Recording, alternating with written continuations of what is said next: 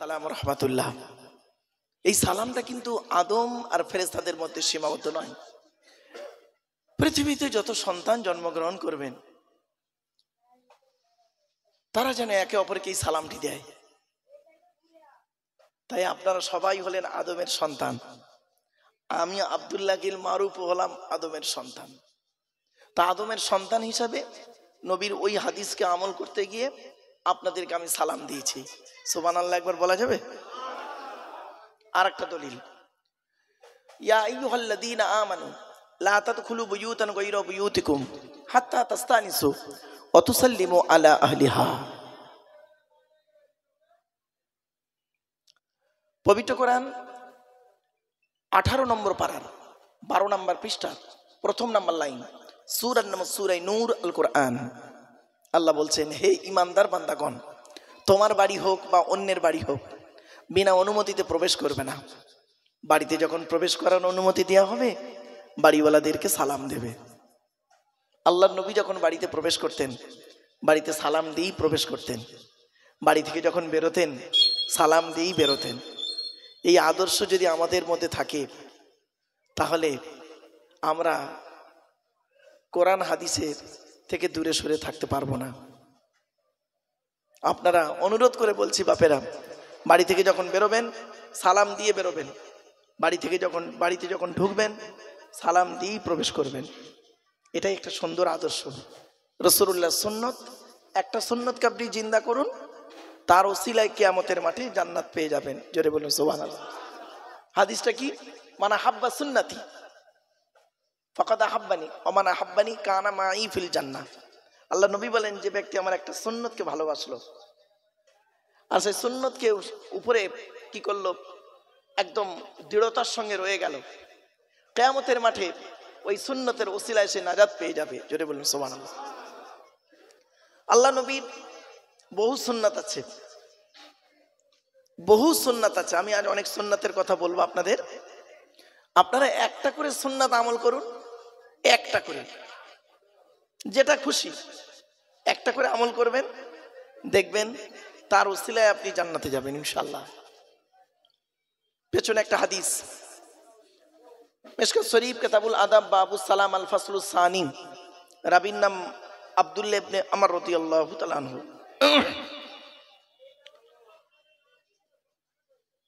আল্লাহ নবীকে জিজ্ঞাসা করলো, সুইলা নবী সাল্লাল্লাহু আলাইহি ওয়াসাল্লাম, আল্লাহ নবীকে জিজ্ঞাসা করা হলো, আইয়ুল ইসলামে খৈরুন ইয়া রাসূলুল্লাহ, ইসলামের উত্তম কাজগুলো কি কি? নবী বললেন, দুটি। ক্বালা তুতিমু তুআমা, ক্ষুধার্তকে খাদ্য দান করা, ওয়া তুকরিউ সালামা আলা মান আরাফতা ওয়া মান লাম তারিফ, চেনা হোক অচেনা হোক একে অপরকে সালাম দেওয়া নেওয়া করা। তো আপনারা আমাকে চেনেন বা না চেনেন, আমি আপনাদের চিনি বা না চিনি, নবীর এই হাদিসকে আমল করতে গিয়ে আপনাদেরকে আমি সালাম দিয়েছিলাম। সুবহানাল্লাহ আবার একবার বলা যাবে?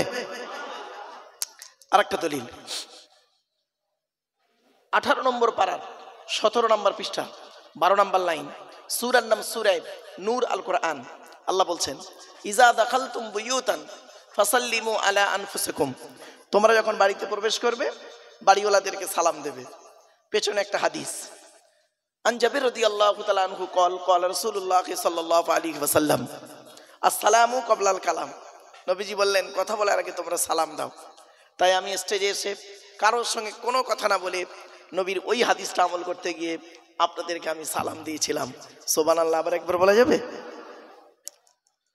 রব্বি আউযু বিকা মিন হামাযাতিশ শায়াতিন ওয়া আউযু বিকা রব্বি আন ইয়াহদুরুন ইন্নাহু মিন সুলাইমানা ওয়া ইন্নাহু বিসমিল্লাহির রহমানির রহিম।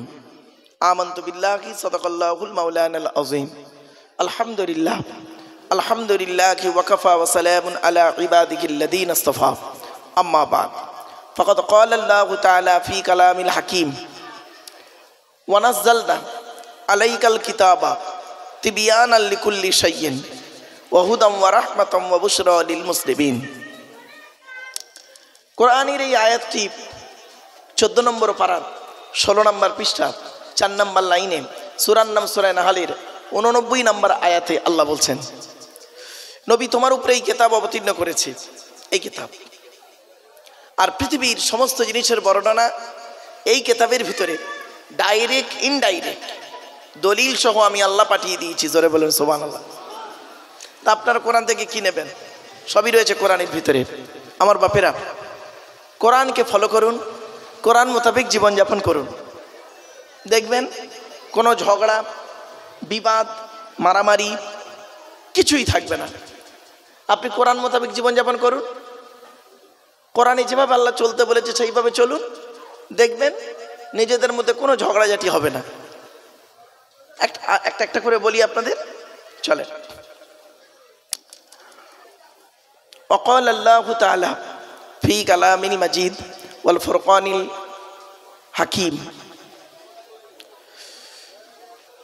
إن الله وملائكته يصلون على النبي يا أيها الذين آمنوا صلوا عليه وسلموا تسليما।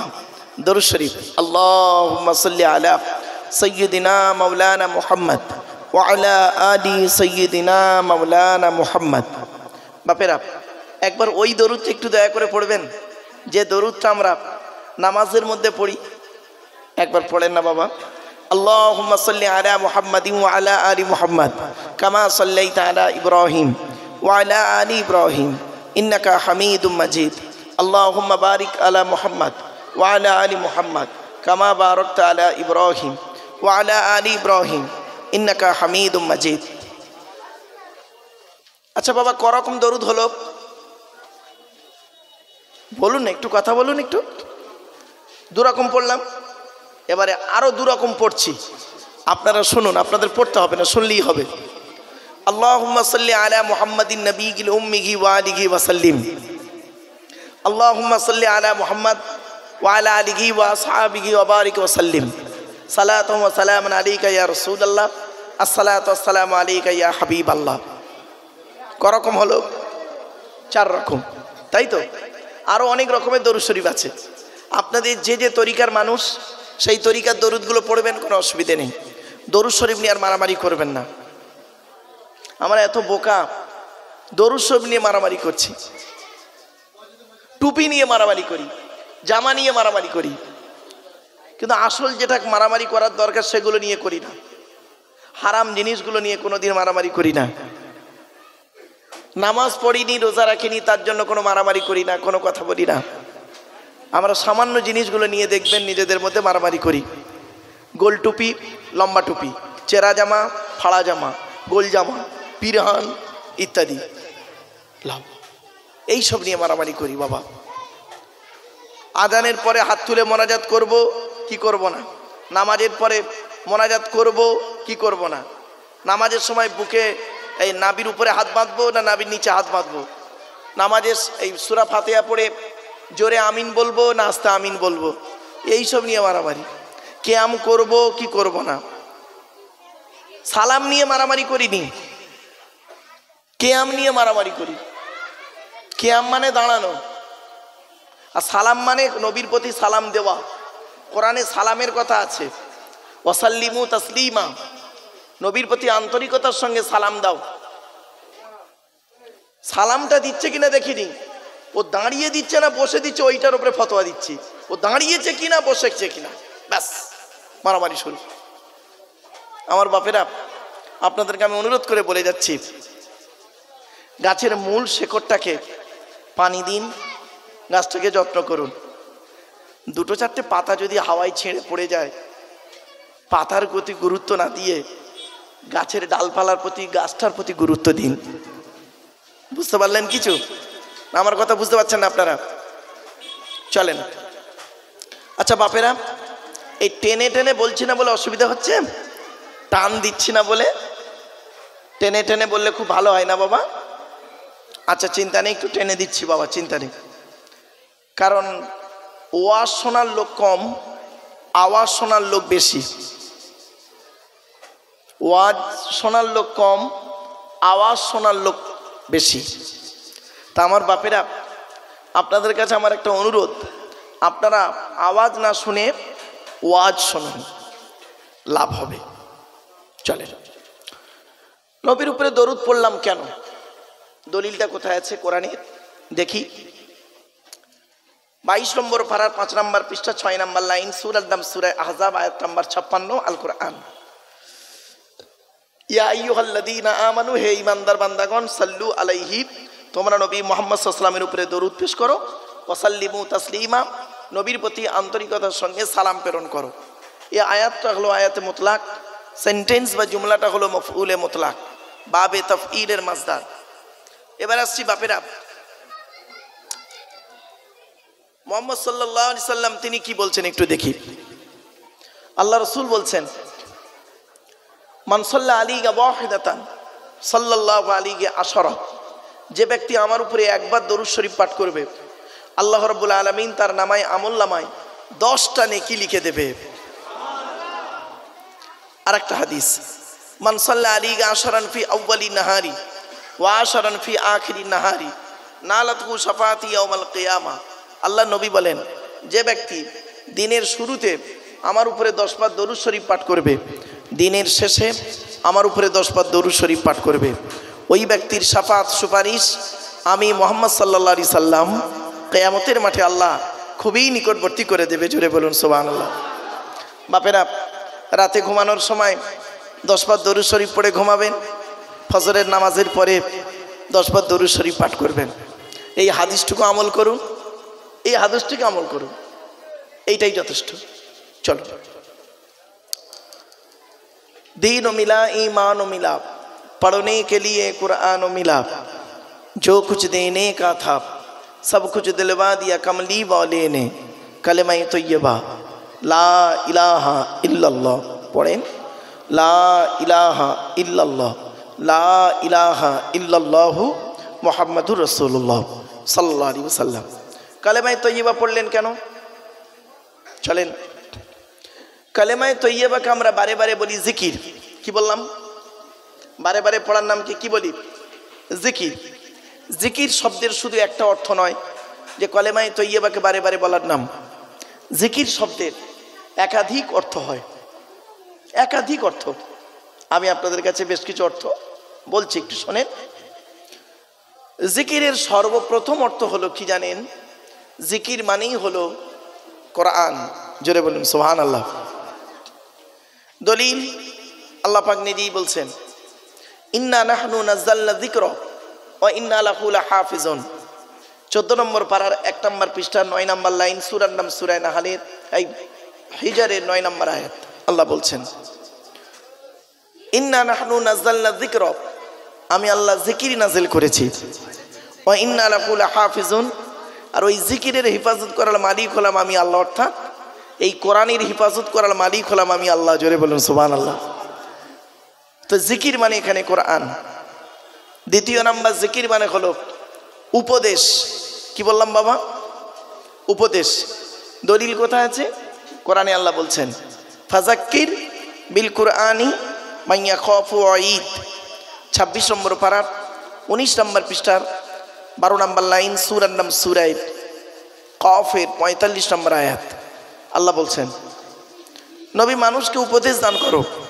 কিসের মাধ্যমে উপদেশ দেবে? বিল কুরআন, কোরআনের মাধ্যমে মানুষকে উপদেশ দান করো। তো এখানে জিকির মানে উপদেশ। এরকম জিকিরের অনেকগুলো অর্থ হয়, অনেকগুলো অর্থ। কটা অর্থ আপনাদেরকে বলবো? একাধিক অর্থ। আবার জিকির মানে কথাবার্তা। আফজালুল ইবাদাত ইবাদাতুস সালাত, সব থেকে উত্তম ইবাদত কি জানেন? নামাজ। কি বললাম? নামাজ। দুঃখের বিষয়, আজকে জলসা হচ্ছে, অনেক ভাইরা আছেন এখানে এশার নামাজ পড়েনি। ঠিক না বেঠিক? অনেকে এখানে আছেন এশার নামাজ পড়েনি, জলসা শুনতে বসে পড়েছে। নামাজটা ফরজ গো বাবা, কারোর জন্য মাপ নেই। আপনি দাঁড়িয়ে পড়তে না পারলে বসে পড়তে হবে, আপনাকে বসে পড়তে না পারলে শুয়ে শুয়ে পড়তে হবে, শুয়ে শুয়ে পড়তে না পারলে ইশারাতেও পড়তে হবে। তথাপিও নামাজ আপনার মাপ নেই, বিশেষ কারণ, বিশেষ ব্যক্তি ছাড়া। আপনারা যখন জলসা দেবেন 3টি জিনিসকে ঠিক রাখবেন। 1 নাম্বার, বক্তা। কি বললাম বাবা? বক্তা। বক্তার 2টো জিনিস দেখবেন।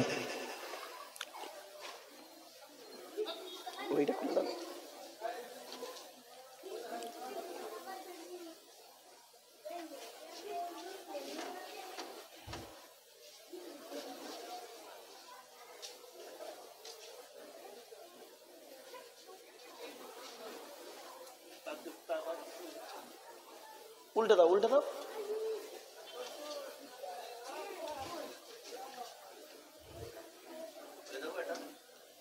খুলে দাও, খুলে দাও।